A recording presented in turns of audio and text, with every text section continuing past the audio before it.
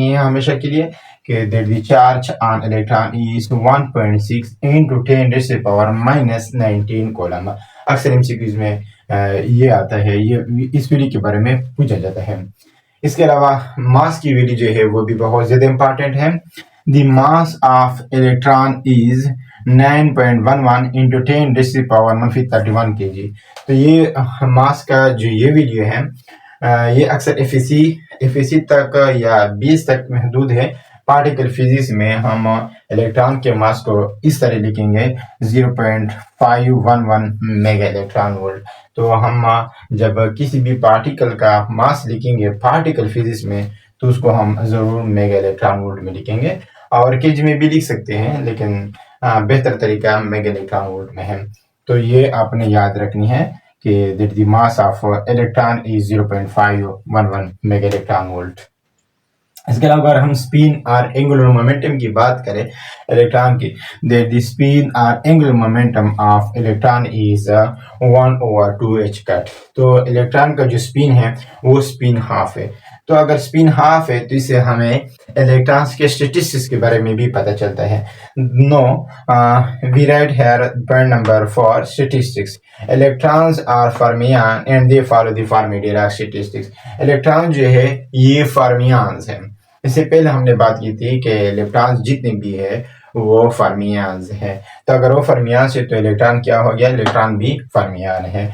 तो अगर electron fermion है तो ये कौन से स्टैटिस्टिक्स को ओबे करेंगे, फर्मी-डिराक स्टैटिस्टिक्स को ये ओबे करेंगे या फॉलो करेंगे। इसके अलावा मैग्नेटिक मूवमेंट ऑफ इलेक्ट्रॉन। तो मैग्नेटिक मूवमेंट ऑफ इलेक्ट्रॉन के लिए मैंने ये एक फार्मूला लिखा है यहाँ पर, ME = E/2mEc। ये फार्मूला फिजिक्स के एफएसी 12th बुक में भी है। इसके अलावा BS फिजिक्स के न्यूक्लियर फिजिक्स और पार्टिकल फिजिक्स में भी आप इसका प्रूफ देख सकते हैं। इसके अलावा पॉइंट नंबर 5 है वो है प्रोडक्शन। इलेक्ट्रॉन को हम जनरली कितने तरीकों से प्रोड्यूस कर सकते हैं, तो यहाँ पर मैंने 3 को मेंशन किया है।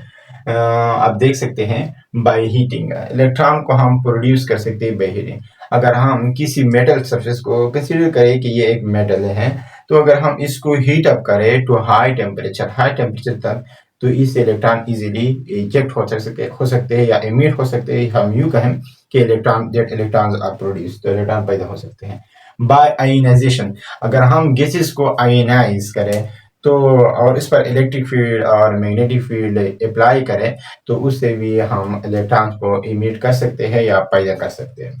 इसके अलावा इन रिलेटिविटी रिलेटिविटी में भी अगर हम देखें, जब न्यूट्रॉन डीके होता है, न्यूट्रॉन देखें जब न्यूट्रॉन डीके होता है, किस चीज को डीके होता है, प्रोटॉन को, तो हमारे पास इलेक्ट्रॉन और इलेक्ट्रॉन एंटी न्यूट्रिनो प्रोड्यूस होते हैं।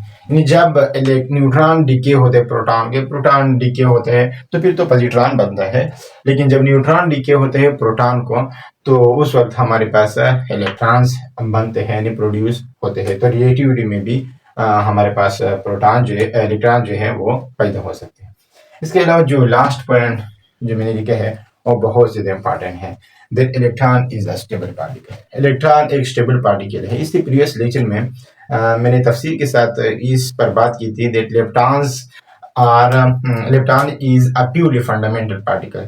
तो फिर मैंने फंडामेंटल या एलिमेंट्री का भी वहाँ पर डिस्कस किया था कि फंडामेंटल पार्टिकल कौन से होते हैं, वो पार्टिकल जिनका कोई इंटरनल स्ट्रक्चर नहीं होता है या which are not made up of anything, तो ऐसे पार्टिकल को हम फंडामेंटल पार्टिकल कहते हैं। तो इलेक्ट्रॉन किस किस्म का पार्टिकल है, इलेक्ट्रॉन स्टेबल पार्टिकल है। तो इसलिए इलेक्ट्रॉन डिके भी नहीं होता है क्योंकि इससे मजीद हमारे पास कोई एलिमेंट्री पार्टिकल है ही नहीं, तो इसलिए एक स्टेबल पार्टिकल है। इसके अलावा अगर यहाँ पर मैंने उसके हाफ लाइफ या मीन लाइफ भी नहीं है मेंशन किए हैं, तो इसलिए नहीं किए क्योंकि इलेक्ट्रॉन स्टेबल पार्टिकल है तो इसका डिके नहीं होते है, तो इसलिए हम यूँ कहेंगे कि electron is a stable particle. तो यहाँ तक मैं समझूंगा कि बेस्ट रहेगा और यहाँ तक काफ़ी रहेगा। इसके अलावा इसके बहुत सारे और पॉइंट्स भी हैं, लेकिन मैंने यहाँ तक ही मुनासिब समझा। और इससे पहला जो पॉइंट मेरे ख्याल में मेरे जहन में अभी आया वो डिस्कवरी है। तो अगर यहाँ पर हम उसको भी लिखना चाहें तो लिख सकते हैं डिस्कवरी, ठीक है,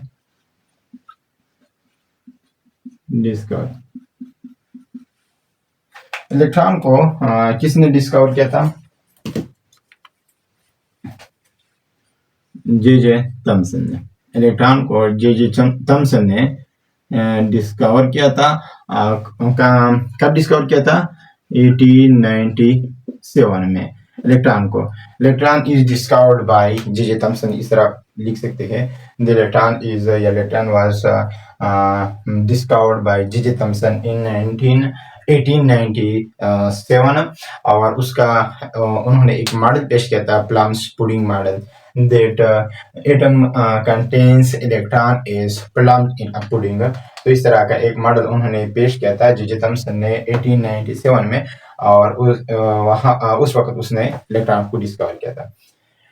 तो इससे रिलेटेड जितने भी क्वेश्चन, इलेक्ट्रॉन से रिलेटेड जो क्वेश्चन आ सकते हैं वो मैंने यहाँ पर आपको बताया कि चार्ज के हवाले से mass, spin, statistics, magnetic moment, production, nature और डिस्कवरी, इस तरह की क्वेश्चन इलेक्ट्रॉन से रिलेटेड आते हैं।